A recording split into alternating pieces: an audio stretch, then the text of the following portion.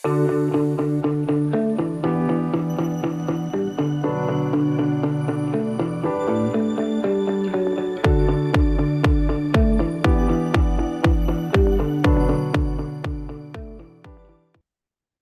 you for joining us for another exciting episode of PDs at Sea. We actually did not plan on this episode. This is very On the spontaneous. fly. Why are we doing this, Dr. Stahl? Well, as many know, today is application day in the ERAS world. 9 a.m. Programs can start to see residency applications for the PDs online.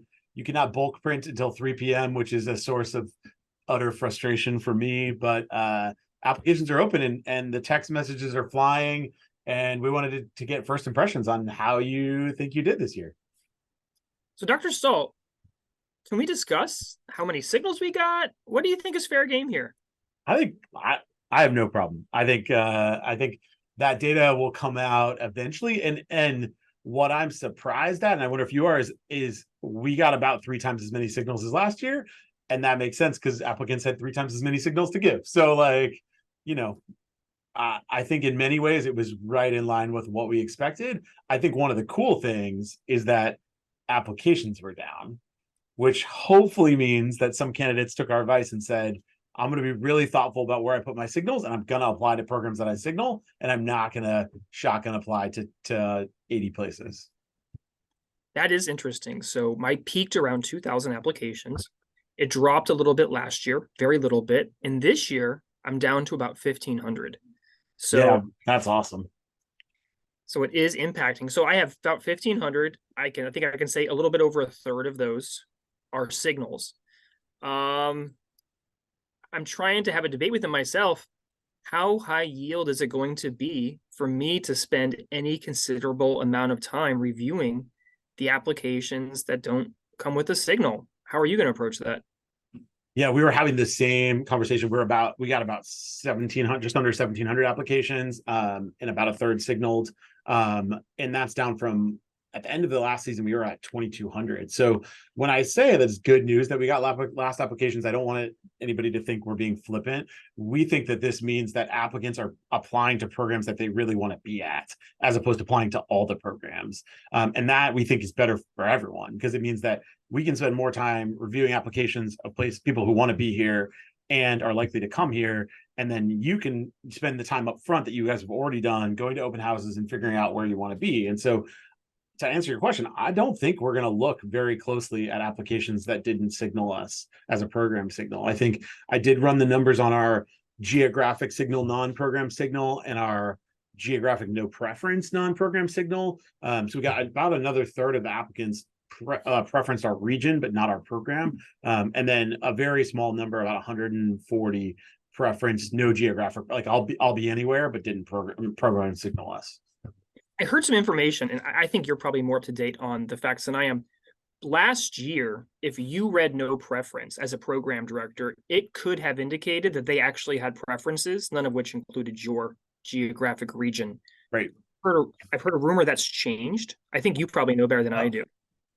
No, I think actually I can pull up ERS while we're looking, but I felt like when I was looking at it, it was the same, that I couldn't see if someone didn't preference us, didn't preference our region, so to speak, then I couldn't see what regions they did preference.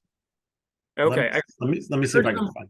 I heard some tell that no preference could actually come with a qualifier, which was I actually have no preference, as opposed to my no preference is not indicative that I have a preference, not including your region.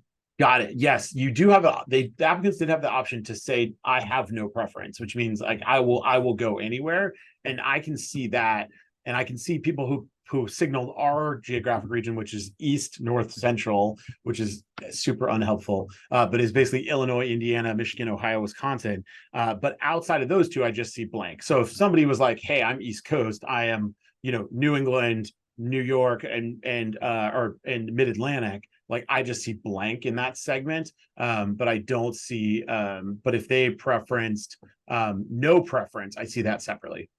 Awesome. So between gold and silver, as you decide how much time you're going to spend, I think a holistic review of an application is useful. The more you Yeah. look, the more information you get. So our gold signal applicants going to get a really holistic review of their application. Silver And the other ones get applicants, the light holistic review. yeah, like the low calorie version. What do you think? You haven't started yet. I haven't started yet. How, we're very busy people. Yep. How are you going to spend your time? I think just the fact that we're going to be able to review less applications means we'll be able to do a holistic review on all of them. We got through over 1,500 applications last year, like in detail, and it took forever. So we can do, a third of that this year in detail. I think where the gold silver will be is like if we have tiebreaker decisions about interview status, like that might be a tiebreaker. So you're saying holistic for gold and silver, and the other ones not so much. Yeah, I think that's probably where we're going to start out. So in the past, before the signal system, I had no way of determining whether or not an applicant was really interested. If someone, they might look like the kind of person comes to my program, but I have no idea if they applied to 40, Right. 50 They programs. really hate New York City. Yeah.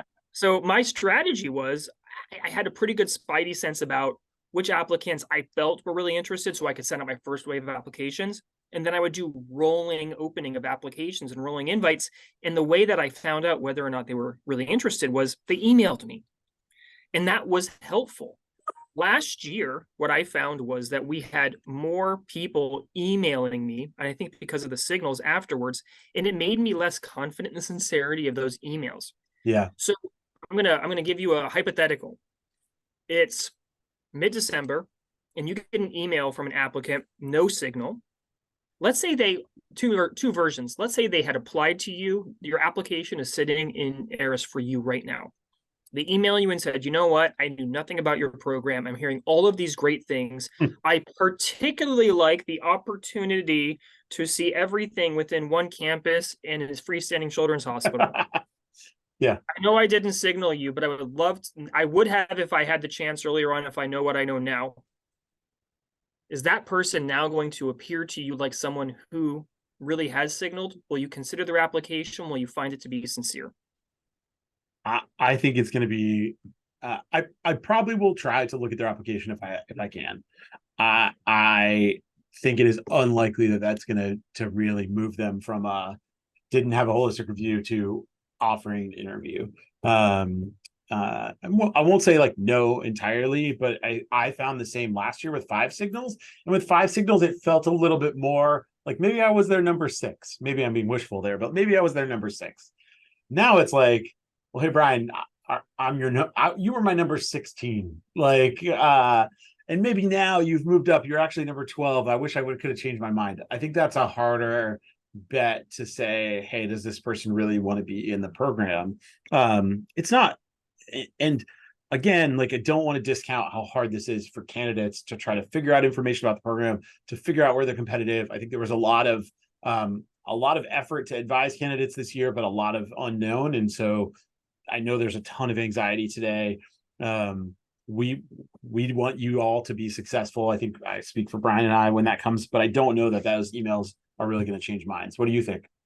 Well, I want to change. Let me change the conditions of the hypothetical. Oh, okay. So let's say this is an applicant who says, you know what, I was advised that I'm not going to get many interviews beyond the programs that I signaled. I've heard about your program on the trail, a lot of buzz. I particularly like specifics X about your program, and you find that they have now applied, let's say early December. They had not previously applied. You have a new application from them sitting in Eris that wasn't previously there.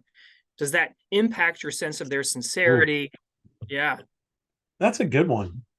I really don't know. I don't know what I would do with that one.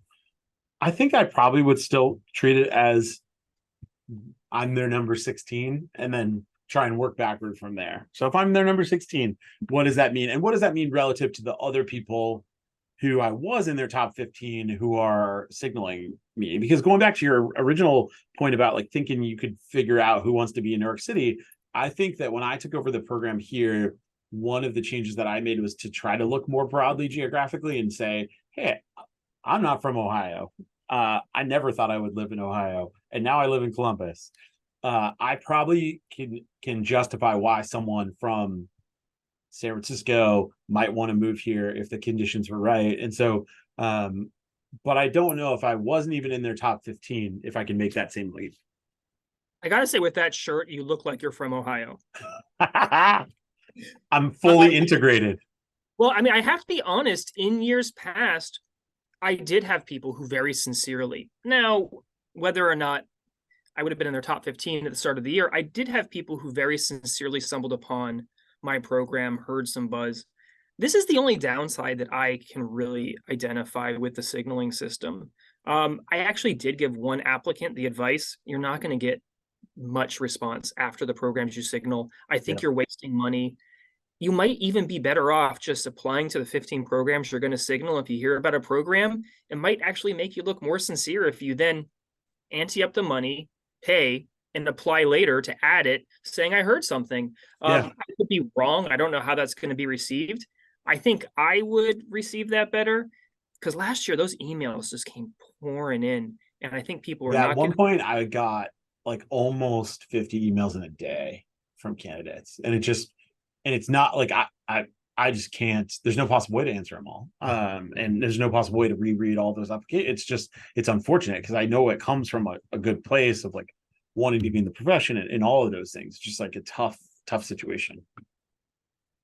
Yeah, well, I mean, I think just now that we've gotten the data and we've seen the signals we have, I think both of us, it sounds like, are feeling like the signals are really going to help us spend a lot more time reviewing the applications for which we got signals, and the rest are probably not going to get much of a look. Yep. In future years, maybe it's going to help applicants save some money. I hope it doesn't hurt. I don't think it's going to hurt people in terms of their ability to match because those people who are gobbling up the best, all the interviews because they have a good application are going to be limited in their ability to do that. Right. So how's the rest of your day going to be spent now that you have all these applications to look through, Dr. Stahl? Now I'm starting to mess around with looking at them a little bit, but really I'm probably going to wait till I can bulk print and download them in one big file swoop and look at them. So we'll see when that starts at 3 o'clock. Well, thank you for this very impromptu talk. First reactions at the new system. We'll probably have a talk later on. Just so everyone knows, we have some recorded interviews coming up. We have the newest program director in New York City interviewing the longest serving program director in the country, asking for advice about the process. And we also are going to have a talk with a freshly retired program director to talk about the challenges of the role. So a lot more content coming. I hope this is useful for all of you. Thank you, Dr. Stahl. If you guys have suggestions about topics for us to cover going forward, please let us know as well. We would love to have your suggestions. All right, time to get to work, sir. Thank you.